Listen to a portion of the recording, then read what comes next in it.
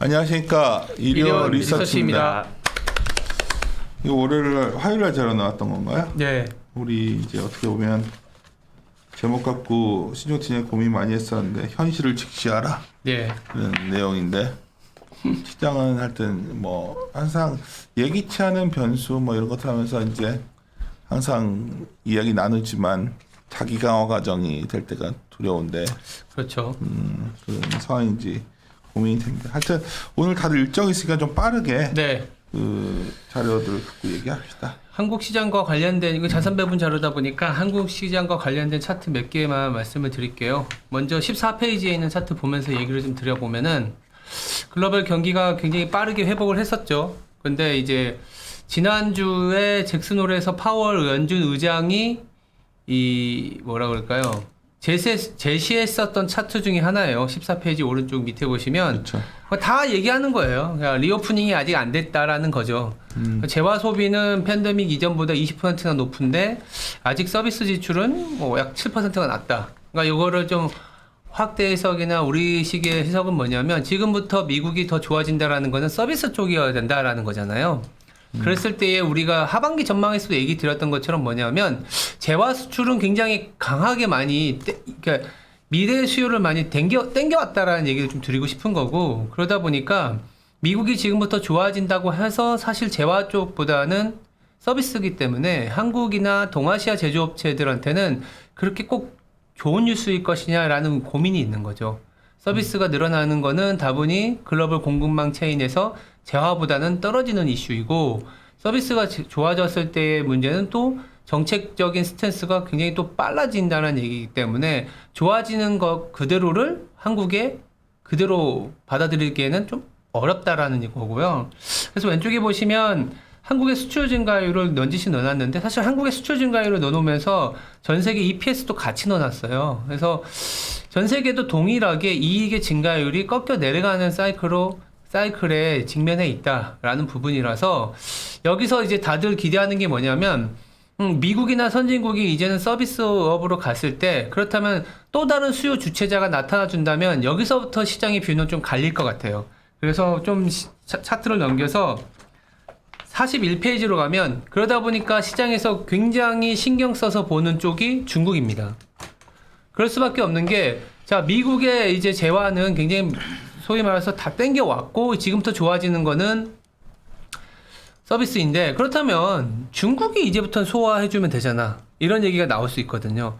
중국이 결국 전체 수요의 41페이지 오른쪽에 보시면 G20 기준이긴 하지만 이미 유럽보다 많아요. 17.7%. 특히 코로나 팬데믹 이후에 상당히 많은 수입 증가율, 물론 여기서 중국을 통해서 다시 선진 시장으로 가는 비중도 상당히 있긴 하겠지만, 어쨌든 그런 공급망 상황에서 공급망이 훼손되지 않으면 얘네들이 수요를 해주면서 글로벌 트레이드가 일어나는 거잖아요. 근데 여기서 문제는 뭐냐면 중국의 스탠스가 최근에는 저희들이 봤을 때는 당장은 수요를 하지 않겠다라는 그런 시그널을 주고 있다라는 거죠.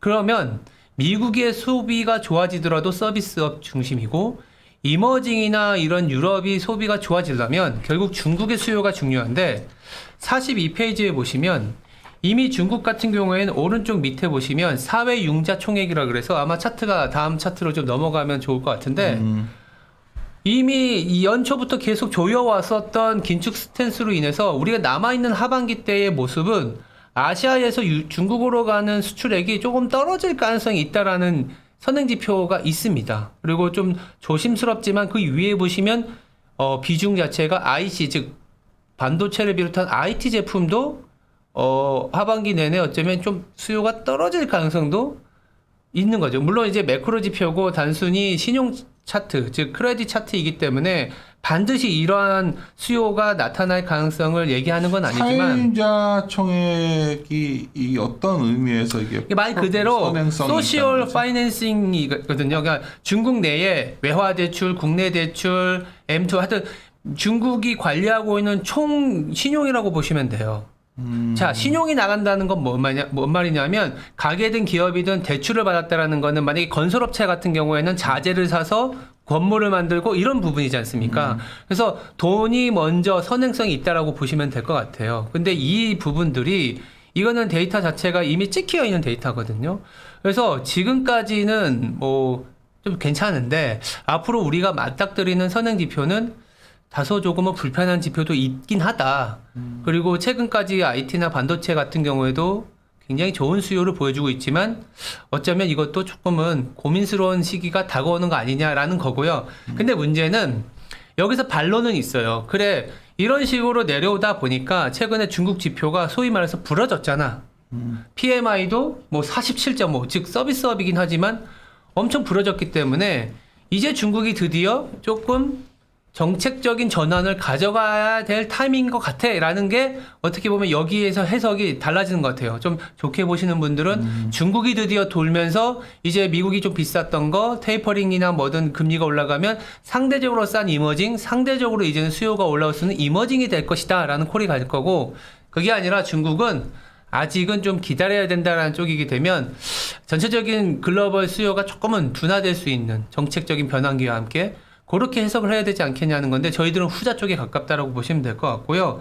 왜냐하면 43페이지 보면 중국은 여러 번의 경험이 있었어요.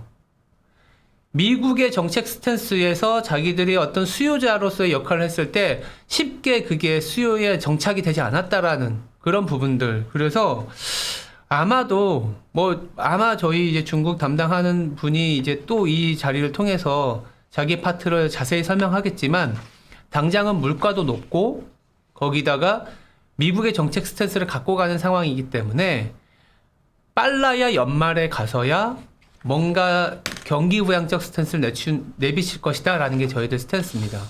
최재현 연구원을 오늘 같이 안 넣었지만 이 그림을 잠깐 저번에도 자료에도 썼던 건데 네. 48페이지 그림을 보면 맞아요. 사실 우리가 같이 보던 그림인데 시장에서는 자꾸 이제 중국이 정책 전환이 있을 거다 하지만 중국이 굳이 지금 왜?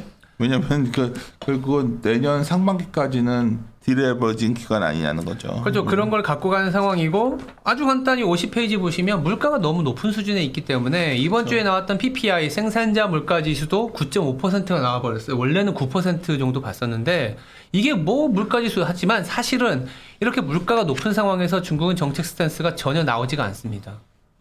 저기 보시면 오른쪽 밑에 PPI가 마이너스권에 갔을 때 돈을 풀고 융자가 늘어나면서 수입이 늘어나고 아시아 통화에 대한 베팅이 나왔었던 거예요.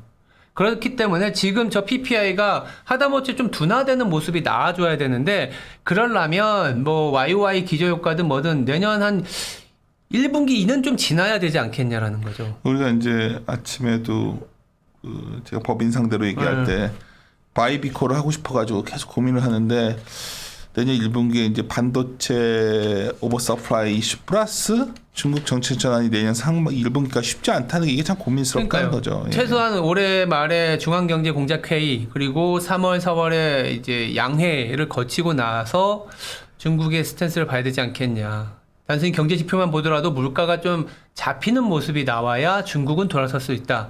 이렇게 얘기를 드리는 거고 이걸 말씀드리는 이유는 요것 때문에 그래요. 59페이지 그냥 단도직입적으로 외국인이 돌아와야 한국이 돌아설 것 같은데 당장은 외국인이 돌아올 가능성이 조금은 희박해 보인다는 측면.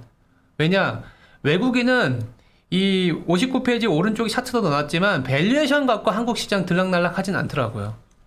철저히 수출 모멘텀 원화의 방향성인데 원화의 방향성은 또 아마 제 생각에는 중국의 스탠스에 많이 좌지우지하지 않겠냐는 생각이 들고 있고 그러다 보니까 왼쪽 밑에 있는 차트가 중국의 아까 크레딧 임펄스라 그래서 GDP 대비 신용이 얼마나 빠르게 늘어나느냐라는 차트인데 이거는 내년 상반기까지도 조금 내려가는 그림을 보여준다라고 하면은 원화가 여기서 강하게 다시 돌아설 가능성은 미국이 저렇게 경기가 개선되면 테이퍼링, 경기가 개선 안 되면 오히려 스태그 우려. 근데 중국은 연말 넘어가야 된다는 시그널을 저희들이 해석을 하면 외국인이 항상 지금 당장은 돌아올 가능성이 굉장히 희박해 보인다라는 부분이고 그래서 오른쪽에 차트 보시면 현물 누적 순매수 차트 그린 걸 보면 금융위기 때만큼 가파르게 팔았어요. 그래서 약간 이제 조심스럽게 일각에서는 야, 금융위기 때만큼의 안 좋은 건 아닌데 이렇게 팔았으면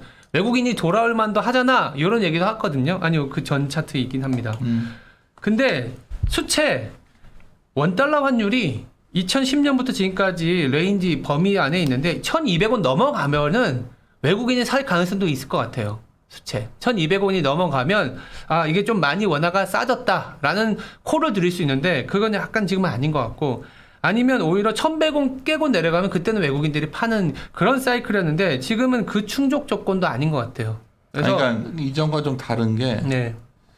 외국인 제가 지분율 갖고서 외국인 매도가 멈췄다 논리들 많이 얘기했는데 지분율도 아직 뭐 남아 있어요. 남아 있는데 근데 그거보다는 그냥 전반적으로 한국 비중을 좀 줄이는 거. 줄이는 그러니까 이런 거에 논리 가능하잖아요. 우리는 시장에 새로운 어떤 수급 주체가 생겼지 않습니까?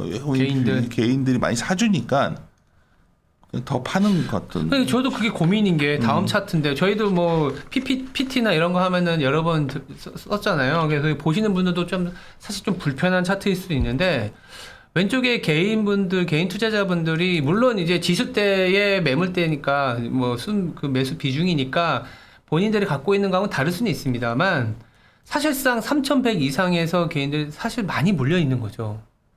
물렸다기보다는 개인이 많이 소화해주고 있다. 그러니까 외국인들은 한국 증시에 이머징일 때 들어와서 이제 이런 고민이 있는 거죠. 이머징일 때 들어와서 선진국으로 특별히 들어가지도 않고 그만큼. 근데 이머징 내에서 성장률을 친다면 그렇게 아주 섹시한 국가는 아니고. 그러니까 이제 애매하죠. 애매하니까. 근데 이제 그런 상황인데도 불구하고 수출 증가율 자체가 늘어나거나 뭐 중국의 어떤 수요나 원화의 방향성이 강세로 베팅될 때는 외국인이 들어오는데 근데 이런 거지. 지금 당장은 그게 안 상승률 보이니까. 측면에서 본다면 한국 증시가 상당히 좋았기 때문에 어떻게 보면 수익 난 것들을 좀 줄여가지고 다른 그런 뭐 포트폴리오 매니저 입장에 당연히 그런 선택할 그럴 수 수는 있죠. 네. 왜냐하면 그런 작년부터 올해까지 수익률 1등이 한국이기 때문에. 그러니까 이렇게 생각하는 거야. 지금 한국에 있는 게 유리하냐 불리하냐. 많이 먹었다. 많이 수익이 났다. 근데 원화가 아직은 뭐 강세로 가기보다는 워낙 강세로 보였기 때문에 좀 약해질 가능성이 있고 중국이라든지 미국의 스탠스를 보니까 한국에 머물기보다는 수채 아예 저기 커머더티가 아주 작살난 국가를 가거나 이 정도의 배분은 필요한 거는 맞는데 이제 또 조심스러운 거는 이런 거죠. 국내 수급도 조금은 우리가 봐왔었던 거하고는 달라질 가능성이 높지 않겠냐. 근데 그거는 뭐 다음 단계고 지금 딱 이 시점까지 지금이라는 시점에서 보면 또 세계 어느 나라보다 좀 바르게 어떤 국내 수급의 변화가 생겼고 외국인들이 상당히 지분율이 높은 나라예요 우리나라가. 그러니까 그 지분의 상당 부분을 줄여가고 있는 게 아니냐는 나는 요즘 그 생각을 많이 해요 사실. 그래서 이 매도가 꼭 뭐 여러 가지 매크로 이슈 때문이 아니라 그냥 장기적인 한국 비중을 상당히 높게 유지하던 거를 좀 줄이는 시기죠. 근데 그런 거게 되면 사실은 그 반대편에 받아주는 사람이 있어야 되잖아요. 개인이 받아주니까. 근데 지금 대출이나 총량을 많이 규제하고 있는 상황이고 금리도 올라가면은 사실은 금리가 올라간다라는 게 저는 좀 나이브하게 생각할 게 아닌 것 같아요. 금리 올라간다는 건 생각보다 당장 진짜 코스트 비용이 너무 높아지는 거기 때문에 이 내가 빌리는 비용이 높은데 한국 시장의 밸류에이션이나 누군가는 계속 판다? 거기서 수익을 얻어내야 된다? 쉽지 않거든요. 그래서 실질적으로 61페이지 보시면 한국의 밸류에이션들이 너무 비싸져 있는 것들이 많은 거예요. 이 그림이 한 2달 전인가 처음 네. 신용호 팀장이 나에게 가져와서 과거의 사이클의 주도주가 밸류에이션이 좀 하이 왔을 때 수출 증가를 꺾이면 꺾였다. 근데 그렇죠. 뭐 이거는 뭐 데이터 보는 사람들은 항상 관심을 갖는 데이터인데 많은 분들이 그때 반론을 제기한 거는 한미약권과 아모레와 달리 카카오는 구조적인 변화다. 근데 사실 지나서 생각해 보면 아모레 퍼시픽도 그 당시에 구조적 변화였고 그렇죠. 중국이 그쵸. 사주는데 1등을 계속 찍고 있었으니까 한미약품도 파이프라인 제가 제약 바이오 쪽 잘 모르니까 아무리 읽어도 공부를 해도 진짜 와닿지가 않았거든요. 근데 이제 한미약품을 얘기하면 이게 글로벌 1등 기업이 되는데 전략하는 사람이 뭐 읽어봐야 뭐 이런 식의 반응이었어요. 뭐 인정은 하지만 카카오도 결국에는 국내 산업에서 있을 수 있는 굉장히 혁신 기업 중에 하나의 아이콘으로 자리 잡기를 바라지만 사실상 그냥 평가 지표로는 비쌌다라는 거죠. 어제 이제 카카오를 성 팀장이랑 전매순 연구위원이랑 같이 녹음을 했는데 그냥 거기 방송에서는 그날 자제했던 말 중에 하나가 만약 내일 오후에 여러 코멘트들의 수준이 이번에 좀 이슈가 간단치 않다는 이슈가 좀 나왔다면 내가 좀 이렇게 근데 어제 거의 예상했던 네, 맞습니다. 거야. 그냥 뭐 이거는 일시적이다. 맞습니다. 뭐 이 펀드멘탈은 변화 없다. 아마 엔터도 똑같은 얘기할 것 같아. 중국 익스포저 적다. 뭐 근데 이게 이제 우리가 섹터와 다르게 전략 측면에서 바라볼 때는 어떤 소위 그런 변곡 라인에서의 어떤 미세 변화가 이제 확산되는 경향이 있잖아요. 그래서 그럴 가능성도 있어서 하여튼 카카오 문제도 최소한 고점 넘어가는 거에 대한 기대감은 좀 완화되지 않을까 이제. 그래서 저는 고민이 되는, 그러니까 이게 단순히 보면 제가 수출 증가율은 꺾여 내려왔고 꺾여 내려올 때마다 그나마 성장 팩터가 남아있는 쪽으로 수급이 쏠리면서 그때 당시에 핫했던 주도주를 PSR 10배까지 막 땡기는 사이클이 있었는데 이번에도 다르지 않았다라는 거죠. 이번에도 다르지 않았기 때문에 그러면 경기가 굉장히 좋았고 수급도 많이 몰려 있었는데 오히려 피크아웃 했을 때의 모습이 또 동일하게 반복될 수도 있겠구나. 그랬을 때의 특징은 철저히 한국 시장은 인덱스가 막 치고 가는 장이 아니라 좀 범피로드예요. 좀 이게 수익 나기도 좀 어렵고 때에 따라서는 좀 우하향하는 증시도 나타나기도 했었고 잘하면 박스권이었다는 경험치 때문에 하반기 내내 어쩌면 우리도 뭐 잘 보면 3,000에서 3,300에서 400 아니면 뭐 경우에 따라서는 지수가 만약 들어갈 타이밍이라고 하면 3,000이 깨졌을 때 들어가지 않겠냐라는 얘기를 드리는 거죠. 이런 질문도 신지장께서 받을 거예요. 뭐냐면 아니 오케이 어그리. 근데 이제 미국을 봐라. 이런 소위 무형제 관련 플랫폼 기업들은 이 미국이 연 거지 뭐 한국이 주도한 거 아니지 않냐. 그래서 결론은 하나가 나와요. 여기서 결론은 만약 미국도 규제가 강화되면서 그 기업이 꺾이면 그러면 이제 시장은 굉장히 종말인데 그 시나리오는 아직 우리가 그렇게 보고 있지는 않잖아요. 그렇긴 하지만 최근에 나스닥이나 이런 기업들이 잘 못 가고 있죠. 뭐 텍스 문제도 좀 있을 거고 결국은 뭐 테이퍼링이라든지 타이트닝과 관련해서 계속 뭐 역풍을 맞는 쪽이니까 안 그래도 그래서 고민은 돼요.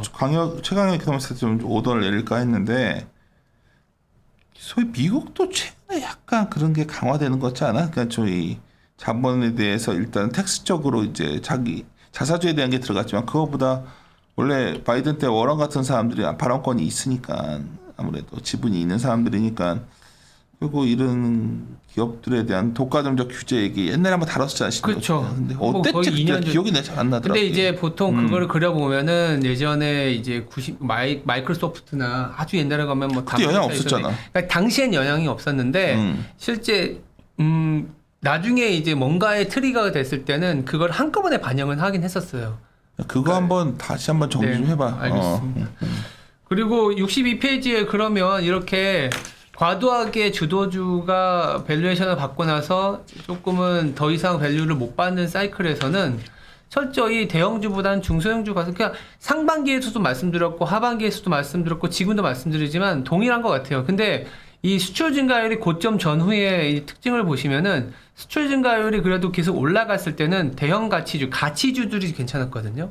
왜냐하면 리플레이션 트레이딩이 뭐냐 하면서 인플레이션 베팅할 때 우리나라에서는 상대적으로 가치주의 영역이 있는 스타일이 좋았는데 수출 증가율이 고점 찍고 내려와서는 가치 영역보다는 성장 그리고 사이즈에서는 중소형주가 굉장히 좋다라는 거. 그래서 지금 중소형주 내지는 중소형주에서도 그로스가 나오는 쪽으로 조금은 신경을 더 봐야 되는 장이지 않겠냐라는 거고 수익 내기가 어렵다는 얘기도 합니다. 중소형주 성장제로라는 거는 그만큼 트레이딩을 잘해야 된다는 얘기이기 때문에 가치주처럼 사놓고 기다리는 스타일이 아니라 상당히 어려울 수 있다라는 거고 한편으로는 그러다 보니까 이런 거죠. 63페이지 저희 이제 센터장님도 자꾸 말씀드리는 게 지금은 모든 게 피크아웃 더 좋아질 수 있겠냐 뭐 이런 논리지만 그럼 거꾸로 바텀아웃 하는 건 뭐냐 악재가 남아있는 쪽은 뭐냐 악재가 해소가 되면 그러면 조금씩 매출이 생겨나면 고정비를 줄여놨기 때문에 조금씩 영업 레버리지가 생겨날 수 있는 쪽은 뭐냐라고 보면 결국 또 리오프닝이긴 해요. 최근에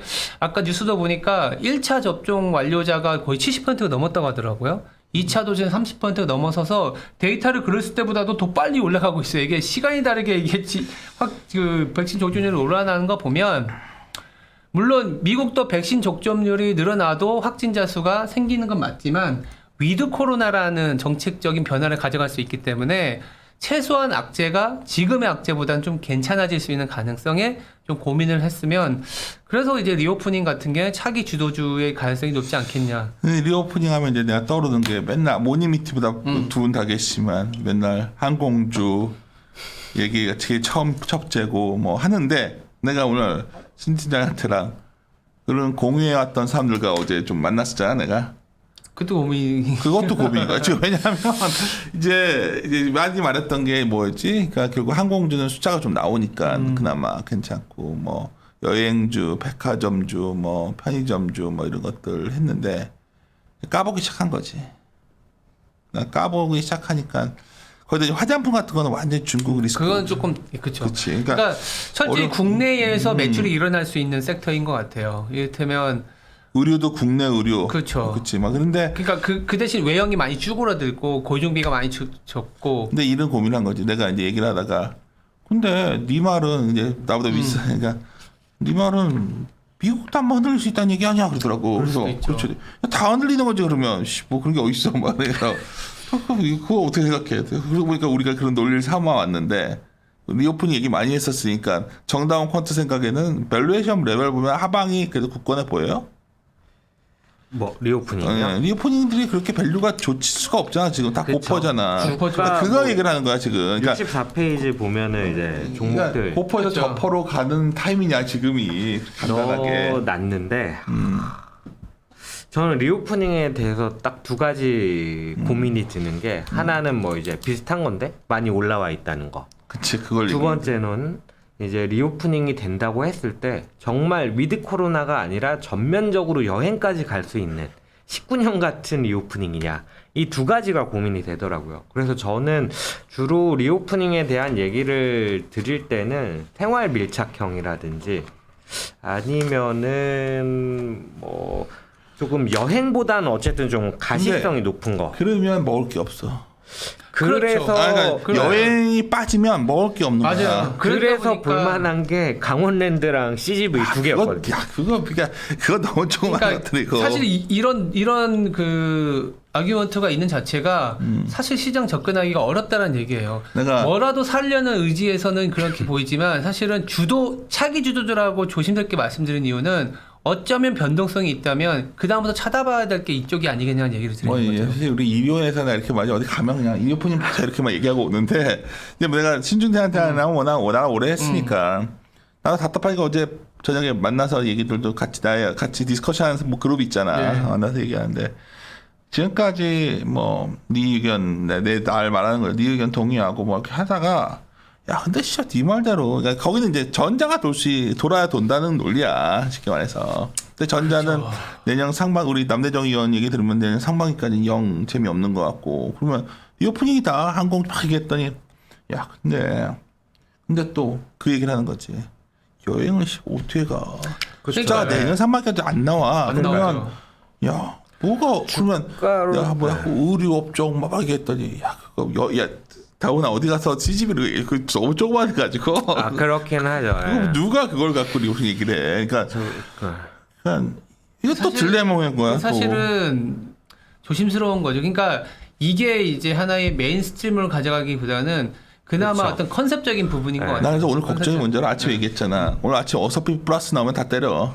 이거 내가 그래서 방송 들으면 뭐 나중에 언제 올라갈지 약간 모르지만 좀 이게 켜켜이 우리가 장 그나마 시작하면서 녹음 시작했잖아. 근데 내가 네. 플러스 뭐 10포인트 넣기로 그랬는데 내가 아침에 얘기했던 거잖아. 우리가 그냥 여기서 빨리 프라이싱을 해버리는 게 편하지. 프라이싱을 안 해버리면 질질 흐를 것 같다고. 그러니까 저도 그 생각인 거예요. 그래서 리오프닝이라는 얘기를 드린 이유는 뭐냐면 그냥 반대편에 있으니까 다들 좋다고 봤었던 것들이 이제는 그 힘이 좀 떨어지는 변화기니까 그럼 그 변화기가 왔을 때 안 좋게 봤었던 것들에서 한번 찾아보는 그 정도의 노력. 근데 사실은 그 자체가 뭐냐면 다들 좋다고 봤고 아까 또 잘 아시겠지만 포지티브 피드백의 논리로 왔었던 게 변할 때는 시장이 스무스하게 넘어가진 않아요. 그것도 고민해야겠다. 네. 그러니까 어제 사실 나는 최근에 그 리오프닝을 잘 말해왔다 생각을 했는데 근데 한 막상- 번은 그런 어떤 어. 정책적인 변화든 뭐 시장이 그동안 보고 왔었던 그런 줄기가 변해갈 때는 소위 말해서 주도주 변할 때 시장은 항상 변동성이 있었다라는 얘기를 들고 싶은 오케이. 것도 있고. 근데 네, 그런 그래도 상황이면 리오프닝이 제일 나 보여. 이거 그런 거 있죠. 동의하지. 왜냐하면 그건 동의하지. 앞으로 좋아질 네. 수밖에 그건 없는. 그밖에 안 남았어 사실. 그거를 근데 이제 1년 후에 걸 땡길지 2년 후에 걸 땡길지 그러니까. 모르지만 또 한편으로 이런 것도 있어요. 우리나라 여행주는 안 될 수도 있어요. 근데 미국은 도메스틱으로 여행주가 가면 한국은 또 동따라 가는 것도 있어요. 그러니까 내 말이 그거야. 그렇잖아요. 또 미국 AMC가 요새 좀 괜찮아요. 그러니까요. 아무튼 저는 이 물론 정도에서 민주주의- 제일 하지만. 중요한 게 있어. 얘기를 드리면 될 것 같습니다. 007 하더라고 9월달에. 아, 맞아요. 그나 보러 갈 거거든. 하반기에 공천을 영화들 안볼 수는 없잖아, 우리가. 괜찮은 것들 있고 해서 그래서 영화주도 사실 하나 카드로 해놨는데 그렇습니다. 너무 말을 예, 주변에서. 저는 전략 측면에서 이 정도 얘기. 그리고 배당 얘기도 해봐요. 배당은 그러다 근데 보니까 이거 나 솔직히 할게. 너 당신들 이거 했는데 네. 배당 성장도 할 만한 게 많이 있어 지금? 없어요. 없어요. 한번 물어보자. 쌍용 씨, 뭐, 내가 이거 해봤는데 아프리카 TV, 나이 막상 배당 네. 성장형 스타일은 별로 남은 것도 없어. 맞아.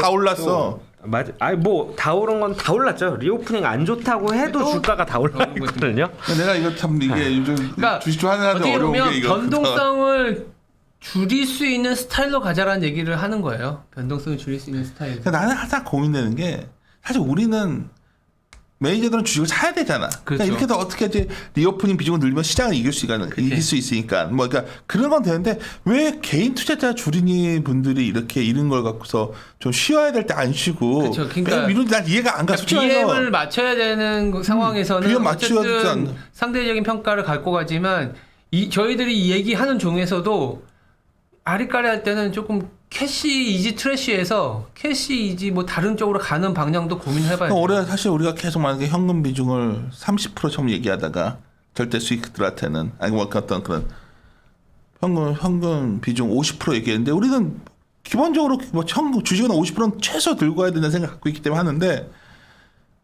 난 요즘 가끔 이제 뭐 유튜브 제목들만 보지만 야, 왜 이렇게 주식을 꼭 들고 가야 된다고만 생각을 하는지가 그러니까 미국이 아니거든 한국은. 그러니까 주식을 어. 놔두고 있으면 지금 그래도 인플레이션 했지 내지는 어떤 그러니까 기회를 놓치는 거에 대한 불안함이 한국 사회에 엄청 깔려 있잖아요. 중요해. 내가 신스자 네. 정말 절절한 가끔 글들이 와요 저한테.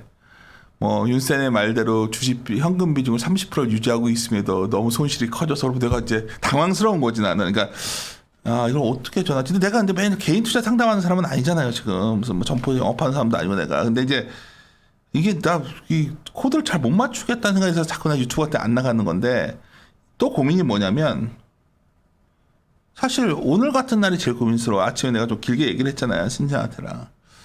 다들 반등 얘기를 하는데 어제 그럼 정말 시장에 소위 뭐 이런 말은 좀 그렇지만 그 뭐 뭐라고 해야지 그냥 시장 그래도 앞서가는 사람들의 에이씨 오늘 다 때려버리자 반등하면 뭐 이런 분위기인데 전혀 이게 노출이 안 되는 분위기 있잖아. 그러니까 그리고 나머지들은 애널리스트는 사실 우리를 포함해서 그냥 주식 비중을 어느 정도 유지하면서 이게 익숙한데 사실 올해 지나고 나서 생각해보니까 우리가 되게 조심스럽게 그래도 유튜브를 하다 보니까 현금 비중 얘기를 했던 것 같은데 현금 비중 더 늘려야 되는 것 같지 않아? 근데 그 말 한번 물어본 거야. 내가 말하다가 갑자기 여기 왔는데 진짜 주도주가 흔들렸으면 현금 비중 늘려야 돼요. 그건 모르겠어. 비중이 얼마가 적절한지 내가 잘 모르겠는데. 그러니까 뭐 LG화학 뭐 더 잘 아시잖아요. 삼성전자, 카카오, NC소프트, 그다음에 뭐 2차전지 관련주들, 에코프렌 같은 것도 어저께 굉장히 좋은 뉴스 나왔음에도 밀렸다는 내가 거는 웃긴 얘기 해줄까요? 막 사람들이 저번에 나왔다는데 에코프랩이나 이한나랑 그런 거 다 그냥 나야. 그쪽으로 가. 그 케미칼 딴 거 하지 말고. 근데 막 그런 주식 나한테도 가끔 뭐 그런 주식이 있는데 뭘 알고 있냐 그러는데 내가 속으로 참 답답한데 오늘 당신이 아까 저기 다운이가 정다운이 퀀트가 중국 뭐 그런 얘기도 좀 아까 하지 않았어 아까? 중국이요? 자동차. 전기차 뭐야? 과잉 생산과 관련된 거. 그 뉴스 나왔어? 나왔어요? 또 저도 반말 이제 자꾸 하네. 저희 내가 갑자기 담당- 카메라 까먹었어 지금 그래가지고. 저희 중국 담당자가 이제 이런 얘기들이 있다 정도를 그러면 전달을 말하지 해준 말자. 거라. 예. 알아서들 찾아보세요. 그러니까 사실 그쪽은 뭐 불마치 이렇게 하는데 오늘 또 한국경제신문에 헤드 첫 표지에 에코프로비언 사장님이 사진이 나왔더라고. 정말 화두가 되고 있어요. 사진이 나왔다. 웃을지 모르지만. 그러니까 나는 우리도 그런 얘기 한단 말이에요. 그러니까 막 맞아요. 야 사진 나왔어, 씨, 아 재수 없어, 말고 이게 막 이런 네. 그냥 배당주들도 요즘 다 뭐 연말 배당 얘기하는데 아 그래?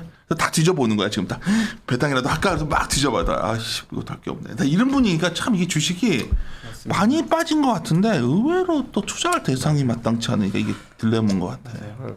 그래서 사실 뭐 작은 것들 뭐 오히려 시간 너무 또 내가 그래서 알겠습니다. 그러면 다오니 걸 좀 들어봅시다. 이쪽 몇 페이지 볼까요? 저는 68페이지부터 가끔 방송하는 걸 까먹어 내가 당신들 얘기하다가 이게 문제인데 내가 약간 좀 뭐 시정도 마이너스 전환했네요. 어디가 코스피 코스닥 둘 다요. 마이너스가 플러스 피었는데 예. 그러니까 너 봐 아침에 내가 계속 그러니까 내가 아까 시작하기 전에 야 오늘 어설프 시작하면 이거 머리 아픈데 내가 계속 얘기했는데 어제 사실 카카오도 다들 뭐라고 그랬냐면 개인이 좀 많이 안 받았으면 하는 마음들이 있었거든. 네. 카카오 살까 하는 애들은. 근데 이게 약간 엇박자나는 느낌이야 지금. 그래서 하여튼 아유 몰라 하여튼 이거 네. 68페이지. 그리고 이익이 왜 안 빠지냐? 사실 지난번 이리온 녹화할 때 본부장님이 맞아요. 많이 뭐 좀 얘기를 하셨던 그런 주제인데요. 맞아. 뭐 특별한 이유를 찾지는 못했는데 이런 것들을 좀 정리해 볼 수 있겠다 싶어서 좀 말씀을 궁금하다, 드리는 이거. 거고 69페이지 보시면요.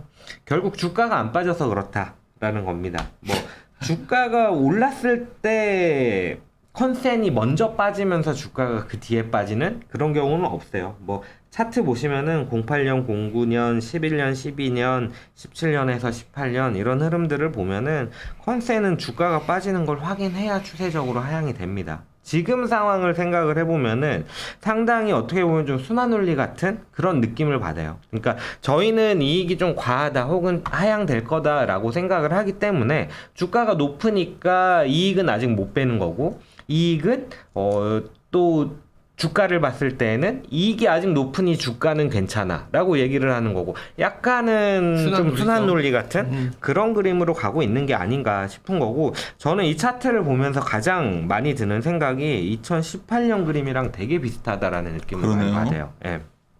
이 컨센서스라든지 아니면 주가라든지 이런 부분이 약간 이걸 가지고 18년 경로대로 따라가서 이제 지수가 부러질 거다라고는 할 수는 없겠지만은 검증을 해나가는 단계로 들어간 게 아닌가 정도는 확인할 수 있을 것 같고 뒤에서 말씀을 드리겠지만은 그러면은 이후에 이익이 어떻게 될 것 같은데 라고 했을 때 선행지표들은 약간은 기대보다는 우려가 더 많다 정도로 좀 정리를 할 수 있을 것 같아요. 70페이지로 넘어와서 보시면요. 두 번째로 컨센이 왜 높냐라는 부분에 있어서는 서프라이즈가 상반기에 상당히 크게 나왔다라는 이게 점. 핵심 아니야? 잘 나왔지 뭐. 그리고 계절성 이렇게 좀 세 가지를 좀 말씀을 드리는데 서프라이즈는 70페이지 우측 상단의 차트를 보시면은 20년 1분기부터 컨센서스를 상회하는 종목들이 상당히 많아졌었어요. 그러니까 뭐 당장 이익을 하향 조정하기에는 이때까지 해온 것들이 있고 그리고 또 이익 서프라이즈는 몇 개 분기 좀 지속되는 성격을 가지기 때문에 아직은 좀 기대감이 높은 상황이지 않겠느냐라고 말씀을 드리는 거고요. 우측 하단에 있는 차트를 보시면은 뭐 뻔한 얘기지만 실적 시즌이 끝나면서 컨센서스 추정치 조정이 좀 둔화되는 시기다. 이 자료를 거의 안 내는 것 같아 여의도가. 자, 뭐 거기에 대해서 말할 건 없는데 어쨌든 그렇고 왼쪽 하단의 차트를 보시면은 역시나 서프라이즈가 크게 나는 시기가 좀 지속되어 왔다라는 건데 여기서 한 가지 더 확인할 수 있는 거는 저희가 좀 안 좋은 쪽 그러니까 컨센이 하향될 수 있는 가능성을 높게 보는 것과 관련해서 보통 상반기가 하반기보다 서프라이즈가 나오는 경우가 상당히 좀 많아요. 우리나라는 특히 그래. 네. 4분기는 특히나 항상 4분기가 워낙 안 좋으니까 이게 좀 독특한 상황이지. 왼쪽 하단의 차트 이 선 차트 보시면은 이렇게 한 번씩 내려오는 경우가 다 4분기거든요. 이거 정말 10년째 얘기하는 것 같은데. 그치. 그리고 2분기 진짜 지나면서 안 바뀐다. 조정이 많이 돼요. 그치. 맞습니다. 근데 내가 그래서 가끔 센터장 된 뒤로 궁금한 거야. 딱 중호도 나중에 신준태한테 센터장 되면 저 새끼도 이게 안 바뀌더라고. 미리미리를 해놓으면 안 되냐. 쉽지 않죠. 쉽지 않아요. 그건 미국도 안 돼요. 네, 근데 4분기는 힘들더라고요. 이게 미국도 빅베스가 안 돼요. 있으니까 네. 그랬던 기억이 나네. 뭐 아무튼 그렇고요. 그런 이유들 때문에 컨센이 안 바뀌는 게 아니겠냐 이렇게 좀 말씀을 드리는 거고 그러면은 뭐 앞에서 언뜻 얘기를 드렸지만 왜 선행지표들이 안 좋다라고 얘기를 하냐면은 첫 번째로는 수출 증가율입니다. 71페이지 보시면 될 것 같은데 수출 데이터를 보면은 매출 증가율이랑 상당히 좀 비슷하게 따라가거든요. 그쵸. 근데 매출 증가율이 뭐 이유를 생각해 보면은 우리나라는 수출 기업이 많고 결국 수출로 나가는 게 매출로 찍히는 구조니까 당연히 그런 건데 수출 증가율이 꺾이기 시작했다라는 점을 생각해 보면은 매출단에 있어서도 증가를 크게 기대하기는 어려운 상황이지 않겠느냐 이런 부분이고요. 72페이지 넘어와서 보시면은 그러면은 이익단은 어떨까라고 봤을 때 뭐 꾸준히 말씀드렸던 건데 마진율의 선행 지표들 미국 ISM 제조업 지표의 자재 가격 쪽 그리고 중국 제조업 PMI의 수익 쪽 이런 부분들이 이미 좀 고점을 기록을 하고 내려오는 구조다. 그러니까 수출 증가율에 있어서는 매출이 크게 늘어날 가능성은 높아 보이지 않고 상반기에 이익 호조를 주도했던 마진율 개선이라는 부분도 약간은 피크아웃하는 모습을 보이고 있기 때문에 아무래도 한국의 이익단은 조금은 하락할 가능성이 높지 않겠느냐 이렇게 좀 보고 있는 겁니다. 보통 마진이 조정이 되면서 이익 조정이 많이 되기 때문에 네, 맞습니다. 매출 조정보다는 마진을 많이 하죠. 그리고 그쵸. 마진이다 보니까 어닝 추정치의 변동성이 굉장히 커요. 그렇죠. 그리고 또 추정치 그러니까 마진율이 하향될 때가 주로 이익 컨센서스가 떨어지는 구간이다 보니까 그때 또 주가가 좀 빠지는 경우가 많고요. 그렇죠. 네. 76페이지로 넘어와서 보시면은 마지막으로는 이게 패턴에 대한 부분인데 그때 이제 좀 지난번 이론 녹화 때 얘기가 많이 됐던 부분이 추정치가 분산되어 있다라는 얘기를 많이 하셨던 것 이게 같아요. 참 문제인 것 같아요. 네, 분산되어 있다라고 했는데 사실 데이터를 보면은 유난히 높게 이렇게 분산이 많이 되어 있다라고까지는 보이지는 아니야? 않고, 예. 내가 올라가고 느낌이었네. 있었는데. 잘못 본 거네. 네네. EPS 대비 이제 표준 편차로 봤을 때 상향되는 그림. 그러니까 분산이 좀 커지는 느낌은 있어요. 네. 그 사실은 접근을 했던 게 진짜 추정치가 많이 분산되어 있나라고 생각을 해서 봤는데 첫 번째로는 그렇게까지는 높진 않다라는 그렇지. 거고 이렇게 나올 때 어떤 그림이 나오느냐라고 보면은 주로 컨센서스는 하향되는 그림들이 나타난다. 신기하네. 네. 라는 부분입니다. 근데 지금 이 보통 추정치 편차가 커지면서 이게 하락하는구나. 맞습니다. 맞습니다. 그러니까 뭐 컨센서스 자체가 이제 추정치의 평균이니까 조금 늦게 바꾸는 사람이 있을 거고 빠르게 좀 공격적으로 보수적으로 바꾸는 사람이 있을 텐데 그런 부분들 때문에 아무래도 좀 분산이 커지면서 추정치는 하향되는 그런 그림이 나타나지 않나 이렇게 보이고요. 2021년 3월 이후로 이러한 편차가 좀 커지는 그림들이 나타나는데 아직 이 컨센서스 같은 경우에는 크게 하향되지는 않아서 야, 이거 흥미로운데? 앞으로는 조금 빠지지 않을까. 이 부분이 사실 미국도 체크를 해봤는데 미국은 이렇진 않더라고요. 잘 이건 업데이트하면서 봐야 될 것 같아. 이런 부분들 때문에 컨센은 조금은 하향될 것 같다라고 좀 얘기를 드리고 근데 뭐 사야 돼요? 그래서 뭐 사야 되냐는 사실 저도 뷰가 크게 바뀌진 않았어요. 결국 마진율이 빠질 때 이익 컨센이 하향될 때 뭐가 좋느냐라는 접근을 했다라고 보시면 될 몇 것 페이지예요? 같고 78페이지 보시면은 결국 기대값이 하향 조정된다라고 했을 때 좋은 거는 배당이라든지 퀄리티 같은 종목들인 거고 이게 79페이지 넘어와서 보시면은 장기 성과 차트를 넣어드렸는데 왼쪽 하단에 퀄리티와 우측 하단에 디비던드 넣어놨는데 아직 룸이 보여요. 퀄리티 같은 경우는 특히나 짙은 파란선 보면은 저점 찍고 반등한 지 얼마 안 된 상황이라서 조금 좋게 볼 만한 상황이지 않겠느냐라고 좀 보고 있는 거고요. 80페이지 넘어와서 그러면 나머지 팩터들은 어떤 거냐라고 보면은 밸류나 이익 모멘텀 쪽에서 일부 팩터들이 좀 좋은 것들이 나오는데 밸류 쪽에서는 현금 흐름 기반의 뭐 EV EBITDA 같은 것들 아니면은 프라이스 투 캐시플로우 같은 것들 중심으로 좀 나오고 안전한 것들을 해야 된다는 얘기네. 네 맞습니다. 그냥 심플하게 뭐 이게 어려워들 하시니까 이게 뭐 네, 사일변에서는 이게 뭐 그쵸. 뻔한 용어인데 네. 뭐 낯선 분들도 많이 있을 그쵸. 것 같아요. 이익 쉽게 말해서. 자체보다는 컨센서스보다 뭐 이익보다는 현금 흐름 혹은 이 컨센서스보다는 발표된 실적 이런 것들로 좀 질문. 봐야 된다. 근데 이게 또 딜레마에 빠진 게 원래 이럴 때 정식 종목이 돼야 되는데 네. 안 돼. 그래서 저도 사실은 지금 이제 정식 연관 종목이 될 타이밍이라고 보고 있어요. 안 되던데? 이제 이게 그래서 이제. 제가 콜을 해봐도 안 먹혀요. 진짜 이게 지금은 뭐냐면 사람들의 그런데, 논리 뭐냐면 네. 무슨 뭐 순자산 가치를 얘기하냐 이런 분위기야. 전혀 안 먹혀. 지금은 그런데 근데 당신 말대로 이게 될 건 난 잘 안 될 것 같은데 이거 그래요? 분위기들이 네. 그런 거를 선호하는 사람들이 많이 줄어든 것 같은데 그러다가 또 될래나 이런 거 보면 저는 좀 그렇게 그래요? 보고 있어요. 나도 비슷한 걸 보고 있었기 때문에 뭘 보고 그게 될 것 같아라고 했을 땐 사실 잘 모르겠는데 지금 다 비싸진 상황에서 그래도 믿고 갈 수 있는 건 안정적으로 성장이 나왔던 그래도 거. 비싼 거에서 끝까지 머물다가 부러지겠다는 거 지금 시장 분위기는 지금 극단에 있는 거로 가야 된다. 뭐 이런 논리예요 지금 사실은. 그래서 사실 뭐 누가 맞을지 어디서, 모르는 거니까. 그렇죠. 얘기하면은 뭐 나이스 정부 통신이나 동국제약 이런 거 저는 주로 얘기하거든요. 그거 차라리 잘 안 돼. 잘 안 되는 건 말이야. 그래서 네. 조용히 있어요 지금. 차라리 그쪽이 마음 편하게 접근하시기도 좋고 그래서 동국제약 얘기는 자제합시다. 이걸 좀 쉬어야 될 것 같으니까. 빠져도 좀 더 살 수 있는 종목이지 않을까 뭐 이렇게 보는 거고 이익 모멘텀 단에서는 이익에 대한 컨센서스보다는 외형단 매출에 대한 컨센서스를 보는 게 조금은 더 낫지 않겠느냐라고 보는 건데 매출단 같은 경우에는 컨센서스가 크게 틀릴 확률이 많지 않아요. 이익 대비해서. 그런 면에 있어서도 좋고 컨센이 하향될 때는 컨센에 대한 신뢰도 자체가 문제가 불거지는 부분이 있다 보니까 아무래도 외형단에 대한 컨센서스를 조금 더 중요하게 볼 타이밍이지 않겠느냐 이렇게 좀 보고 있습니다.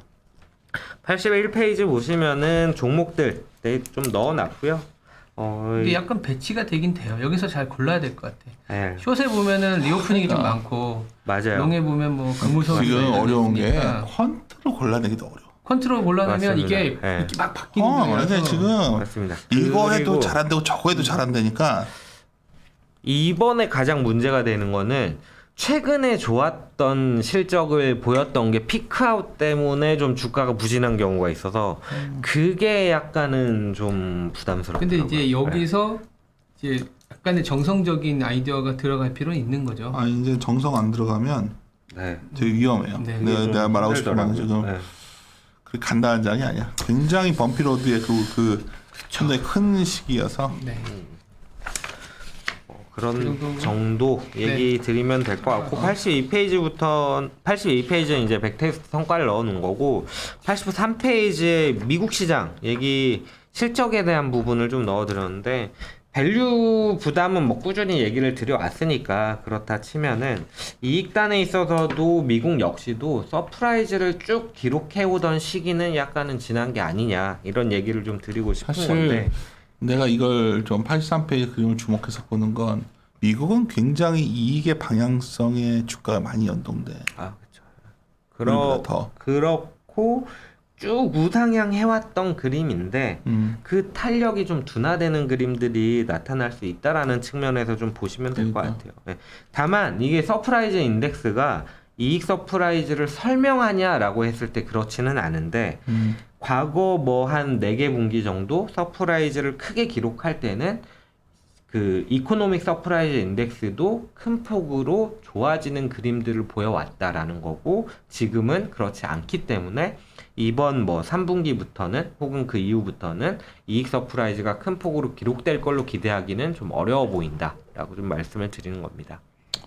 이런 분위기인 것 같아요. 그래 뭐 카카오도 늘리고 전자도 늘리고 이러면 뭐 IT에서는 LG전자 사고 뭐 기업본이 대한항공 사고 뭐 포스코 사고 이러면 시장을 그래도 그거는 다 모든 전제가 한 3천 저번 저점은 지켜진다는 전제인데 사실 포트폴리오 매니저 입장에서는 그런 걸 포트 재편하면 되는 장이에요. 그래서 이제 하겠지만 이게 결국 주식을 투자하는 이유가 아래로의 하방 리스크보다 위에 열리는 폭이 클 때 우리가 주식을 공격적으로 사는 건데 위를 크게 열기는 또 그걸 갖고 열기는 쉽지 않으니까 이게 딜레마의 상황 아닌가 싶어서 저는 다시 말씀드리지만 좀 9월 말에 추석 지나고 나면 FOMC 있잖아요. 그것 좀 네. 보고 그러네요. 벌써 그쵸. 이제 금방이에요. 1주밖에 안 남았네요. 다음 주엔 바로 추석 연휴가 추석 전에 이렇게 장 좋았던 점 별로 없었던 것 같아요. 그런 것도 아닌가? 있죠. 네, 추석 전에 아닌가? 내가 조금 잘못 알고 있나? 연휴 리스크 뭐 이런 게 있죠.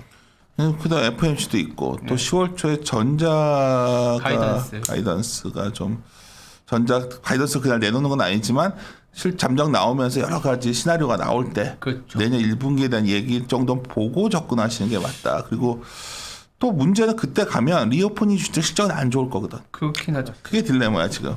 그러니까 지금 그 오히려 실적이 한번 더 깨지는 모습 볼 나올 때가 때? 진정 우리가 진입 시점이 아닐까 생각이 들어서 이래저래 참 우리 신도치랑 믿거나 말거나 우리 빅바이콜 한번 하자고 맨날 지금 벼르고 있는데 빅바이콜의 근거 찾다가 또 아직은 아니다. 아직은 아니다 이러고 있는 중이어서 네. 저희들도 답답한 상황입니다.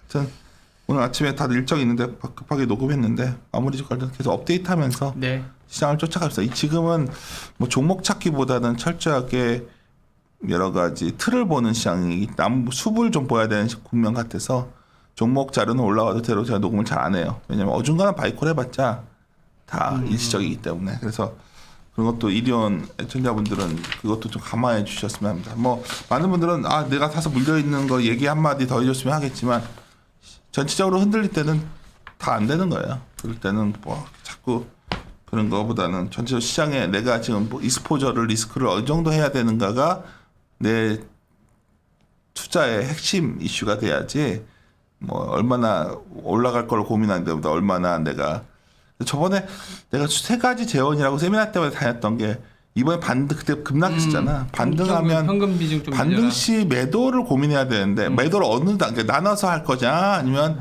뭐 그래서 얼마 지수해 할 거냐 뭐 이런 걸 했어야 되는데 많은 분들이 그때도 내가 밀리면 산다에 집중하니까 정작 반등하면 또 못 팔거든.